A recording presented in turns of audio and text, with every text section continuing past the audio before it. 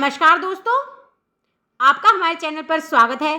दोस्तों, आज की इस वीडियो में हम पढ़ने वाले बहुत ही महत्वपूर्ण टॉपिक उपन्यास की परिभाषा और उसकी विशेषताएं। दोस्तों, वीडियो को अंत तक जरूर देखिएगा, आपके लिए बहुत ही महत्वपूर्ण होने वाली वीडियो। चलिए शुरू करते हैं। उपन्यास शब्द जो है वो उप और न्यास से मिलकर बना है। उप का अर्थ क्या होता है? समीप, और न्यास का अर्थ होता है रखना। उपन्यास वह थाती है जो जीवन के निकट हो, अर्थात उपन्यास ऐसी रचना है जो हमारे समाज का समग्र चित्रण करती है और हमें अपने सामाजिक जीवन के निकट ले जाती है, उसे उपन्यास कहते हैं। इसका मतलब ये हुआ कि जो उपन्यास है वह हमें हमारे समाज का समग्र रूप से चित्रण करके दिखाती है और हमारे सामाजिक जीवन के साथ हमारा संबंध जोड़ती है, उसके निकट ले जाकर हमें सामाजिक जीवन से परिचित कराती है। उपन्यास किसी भी साहित्य की एक लोकप्रिय विधा है। प्रेमचंद ने लिखा है, मैं उपन्यास को मानव चरित्र का चित्र मात्र समझता हूँ। वे क्या कहते हैं कि जो उपन्यास है वो मानव चरित्र का चित्र मात्र है। मानव चरित्र पर प्रकाश डालना और उसके रहस्यों को खोलना ही उपन्यास का मूल तत्व है। मानव का जो चरित्र है कैसा है, उस पर प्रकाश डालता है उपन्यास और उसके जो रहस्य हैं उन्हें खोलता है। उपन्यास की परिभाषाएं श्याम सुंदर दास, हडसन और बाबू गुलाब राय ने भी दी है। श्याम सुंदर दास ने लिखा है कि उपन्यास मनुष्य के वास्तविक जीवन की काल्पनिक कथा है। हडसन ने लिखा है, उपन्यासों में नामों और तिथियों के अतिरिक्त और सब बातें सच होती हैं। इतिहास में नामों और तिथियों के अतिरिक्त कोई बात सच नहीं होती। मतलब हडसन का कहना है कि जो उपन्यास होता है उसमें जो तिथियां होती हैं, जो नाम होते हैं, वे सच हो ना हो लेकिन बातें जरूर सच होती हैं, जबकि इतिहास में नामों और तिथियों के अतिरिक्त कोई बात सच नहीं होती। बाबू गुलाब राय ने लिखा है, उपन्यास जीवन के चित्र हैं, सिद्धांत नहीं। इन परिभाषाओं के आधार पर अब हम उपन्यास की विशेषताएं पढ़ते हैं।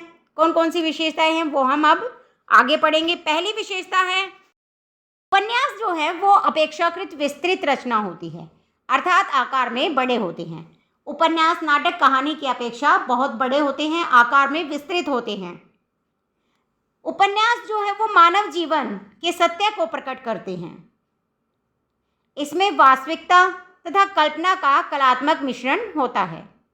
इसमें क्या होता है, वास्तविकता तो होती ही है, साथ में थोड़ी सी कल्पना भी हो जाती है, क्योंकि कल्पना के बिना कोई भी साहित्य पूरा नहीं हो सकता। इसमें मानव जीवन के विविध पक्षों का समावेश होता है। उपन्यास में पात्रों की संख्या अधिक होती है, जबकि नाटक में, कहानी में जो पात्र हैं उनकी संख्या कम होती है। इसमें कई पात्र तो मुख्य पात्र होते हैं। उपन्यास लंबे होने के कारण अध्यायों अथवा भागों में बांटे जाते हैं। अब क्योंकि उपन्यास बहुत बड़े बड़े होते हैं, इसलिए उन्हें अध्ययन की सुविधा के लिए अध्यायों में और भागों में बांट दिया जाता है। इसमें कार्य कारण श्रृंखला का निर्वाह किया जाता है। उपन्यास किसी न किसी उद्देश्य को लेकर लिखा जाता है। लेखक या उपन्यासकार जब भी उपन्यास लिखना शुरू करते हैं तो वो कोई न कोई उद्देश्य सामने रखते हैं और उसी को ध्यान में रखकर अपने उपन्यास की रचना करते हैं। यह पाठकों के लिए संदेशपूर्ण होता है।